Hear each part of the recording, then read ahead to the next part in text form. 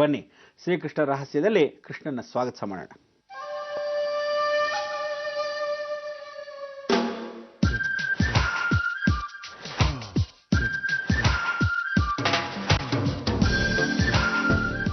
ಜಯ ಕೃಷ್ಣ ಮುಕುಂದ ಮುರಾರೇ. ಕೃಷ್ಣನ ಸ್ವಾಗತ ಮಾಡಿದ್ದಕ್ಕೆ ಬಹಳ ಸಂತೋಷವಾಯಿತು. ಶ್ರೀಕೃಷ್ಣ ರಹಸ್ಯದಲ್ಲಿ ಇವತ್ತಿನ ದಿವಸದ ರಹಸ್ಯ ಸ್ಥಳವನ್ನು ನಿಮಗೆ ತೋರಿಸಬೇಕು. ಭೀಮ ತಾನು ಮಾಡಿರತಕ್ಕಂಥ ಆಶ್ವಾಸನೆ, ತನ್ನ ತಾಯಿಗೆ ಬಾಯಾರಿಕೆ ಆದಾಗ ನೀರನ್ನು ಕೊಟ್ಟಿರತಕ್ಕಂಥ ಸ್ಥಳ, ಈ ಸ್ಥಳವನ್ನು ವಿಸ್ತಾರಣವಾಗಿ ನೀವು ನೋಡಬೇಕು. ಇದು ಜೀವನ ಚರಿತ್ರೆಯಲ್ಲಿ ಬರೆದಿರ್ತಕ್ಕಂಥ ಪುಟ. ಯಾವ ಮಾಧ್ಯಮದಲ್ಲೂ ತೋರಿಸದೇ ಇರತಕ್ಕಂಥದ್ದು, ಮೊಟ್ಟ ಮೊದಲ ಬಾರಿಗೆ ಜಿ ಮಾಧ್ಯಮದಲ್ಲಿ ತೋರಿಸ್ತಾ ಇರತಕ್ಕಂಥ ವಿಚಾರ. ಆದ್ದರಿಂದ ನೀವು ಈ ಸ್ಥಳಕ್ಕೆ ಪ್ರತ್ಯೇಕವಾಗಿ ನೋಡಬಹುದು. ಜೀವಂತ ಸಾಕ್ಷಿಯಾಗಿರ್ತಕ್ಕಂಥ ಅವನ ಬೀಸೋ ಕಲ್ಲು ತಾಯಿಗೆ ಪೂರ್ತಿಯಾಗಿ ತಲೆನೋವು ಬಂದಾಗ ಅವನೇ ಬೀಸ್ತಾ ಇದ್ದ ಭೀಮ. ಅದಾದ ಮೇಲೆ ತಾಯಿಗೆ ಬಾಯಾರಿಕೆ ಆದಾಗ, ಹೆಚ್ಚಿನ ನೀರಿಗೆ ಬೇಕಾದಾಗ, ಯಾವ ಕಾಲಕ್ಕೂ ಕಷ್ಟವಾಗಿದ್ದಾಗ ಅಲ್ಲಿರ್ತಕ್ಕಂಥ ಗಾಣವನ್ನು ತೆಗೆದು, ಅಂದರೆ ಹಸುಗೇನೋ ಗಾಣವನ್ನು ಹಾಕಿದ್ವಾ ಅನ್ನೋ ಥರ ಇರಲ್ವಾ, ಹಾಗೆ ರಾಟೆಯನ್ನು ತೆಗೆದು, ಆ ಬೀಸೋಕಲ್ಲಿಗೆ ರಾಟೆ ಇರುತ್ತೆ, ಆ ರಾಟೆಯನ್ನು ತೆಗೆದು ಹೀಗೇ ಗುದುತ್ತಾನೆ. ಭೂಮಿಯಲ್ಲಿ ಬಂದಿರತಕ್ಕಂಥ ನೀರು ಇವತ್ತು ಶಾಶ್ವತವಾಗಿದೆ. ವೇಣುಗೋಪಾಲ ಸ್ವಾಮಿ ಅಲ್ಲೇ ದರ್ಶನವನ್ನು ಕೊಡ್ತಾನೆ. ಸಂತೋಷವಾಗತಕ್ಕಂಥ ಈ ಕ್ಷೇತ್ರ ಇವತ್ತಿನ ದಿವಸ ನಶಿಸಿ ಹೋಗೋದಿರಲಿ. ಅಲ್ಲಿ ಯಾರೋ ಬಂದು ಕಬಳಿಸ್ಕೊಂಡು ಕೇಸ್ ಹಾಕಿ, ನಂದೇ ಕಣೆಯ ಜಾಗ ಇದು ಪೂರ್ತಿ ಅಂತ ಇಟ್ಕೊಂಡಿದ್ದಾನೆ. ಯಾರದು ಅಲ್ಲದ ಜಾಗವನ್ನು ನನ್ನದೇ ಜಾಗ ಅನ್ನೋ ಇಂಥ ಜನಗಳು ಇರ್ತಾರೆ. ಆದ್ರಿಂದ ಇವರಿಗೆ ಕಾದಿದೆ ದಂಡಂ ದಶಗುಣಂ ಭವೇತ್. ಅವನಕ್ಕಿಂತ ಬಿಟ್ಟು ನೀವು ದರ್ಶನವನ್ನ ಮಾಡೋಣ, ನಡೀರಿ.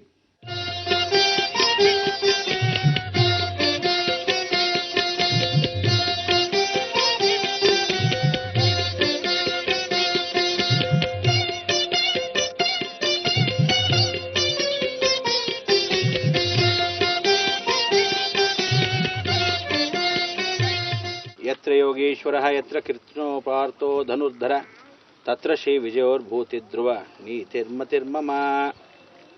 ಪಾರ್ಥ ಅಂತಾನೆ. ಈ ಪಾರ್ಥ ಅಂತಕ್ಕಂಥ ಅರ್ಜುನ ವಂಶಸ್ಥವಾಗಿ ಇರತಕ್ಕಂಥ ಜೀವನದಲ್ಲಿ ಪಾಂಡವರು ವಿಶೇಷವಾಗಿ ಅಜ್ಞಾತವಾಸಕ್ಕೆ ಹೋದರು. ಅದರಲ್ಲಿ ಮರೆಯಾಗಿದ್ದಾಗ ವಿಶೇಷವಾಗಿ ಅಜ್ಞಾತವಾಸವಲ್ಲದೆ ಅವರು ಮರೆಯಾಗಿರತಕ್ಕಂಥ ದಿವಸಗಳಲ್ಲಿ 1 ವರ್ಷ. ಈ 1 ವರ್ಷಗಳಲ್ಲಿ ಎಲ್ಲಿದ್ದರು ಅಂದಾಗ, ಈ ಎಲ್ಲ ಕ್ಷೇತ್ರದ ಮಹಿಮೆಯಲ್ಲಿ ನಾನು ತೋರಿಸ್ಕೊಂಡ್ಬಂದಿರತಕ್ಕಂಥದ್ದು ವಿಚಾರ. ಆ ಕ್ಷೇತ್ರದಲ್ಲಿ ಈ ಸ್ಥಳದಲ್ಲೇ ಪಾಂಡವರು ನೆಲೆಸಿದ್ದಕ್ಕಂಥದ್ದು. ಈಗ ನೀವು ಸುತ್ತಮುತ್ತಲು ನೋಡ್ತಾ ಇರತಕ್ಕಂಥ ಕೋಟೆ ಏನಿದೆ, ಚೋಳರು ಬಂದು ವಿಶೇಷವಾಗಿ ಕೋಟೆಯನ್ನು ಕಟ್ಟಿದ್ರು.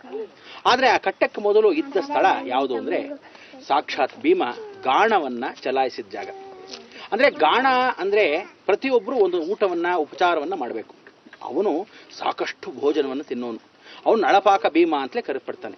ಈಗ ಆ ಅಡಿಗೆಯನ್ನು ಮಾಡ್ತಕ್ಕಂಥ ಅವನಿಗೆ ವಿಶೇಷವಾಗಿ ಬಾಯಾರಿಕೆ ಆಗತ್ತೆ. ಕುಂತಿದೇವಿ ತಾಯಿಗೆ ಬಾಯಾರಿಕೆ ತಂದ ಅಗದ ಸ್ಥಳವೇ ವಿಶೇಷವಾಗಿರ್ತಕ್ಕಂಥ ಈ ಕ್ಷೇತ್ರ. ಇಲ್ಲಿ ಇರ್ತಕ್ಕಂಥ ನೀರು ಸರ್ವವ್ಯಾಧಿ ನಿವಾರಣಾರ್ಥಂ ಅಂತ ಹೇಳ್ತಾರೆ.